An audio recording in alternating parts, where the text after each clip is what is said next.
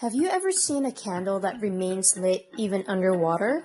You will need a candle, matchsticks, a beaker of water, and a container for your candle to sit in.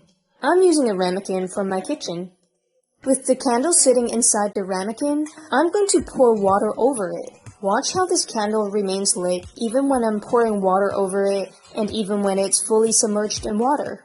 Now that it is underwater, the temperature has dropped significantly. I can even touch it with my fingertip. And by now, you most likely realize that this experiment makes no physical sense. And that's because I don't have a magic candle. All I have is the knowledge of reflection. Let's take a look at what's behind the scene. What I didn't tell you at the start was that I had a piece of glass. A thinner piece of glass would have worked better, and doing this in the dark will give you the best result. This experiment is known as Pepper's Ghost, because that was a technique traditionally used in theater production to produce ghostly effects. Place your candle in front of the sheet of glass. Place the container on the other side. When I light this candle, you will see that the candle's reflection produces a virtual image if you observe it from the right angle. That's because the glass acts as a partial mirror. And notice that the distance between the candle and the glass is the same as the distance between the image and the glass. Let's have a look at how we can draw a ray diagram for an object in front of a mirror.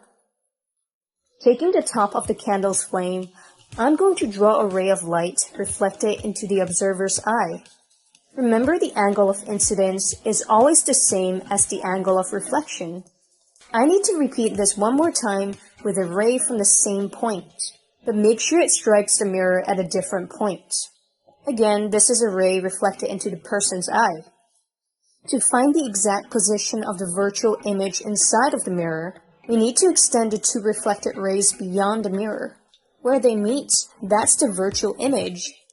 So using the idea of reflection in a ray diagram, we once again have shown that the virtual image is the same distance behind the mirror as the object is in front of the mirror. Thanks for watching this video lesson.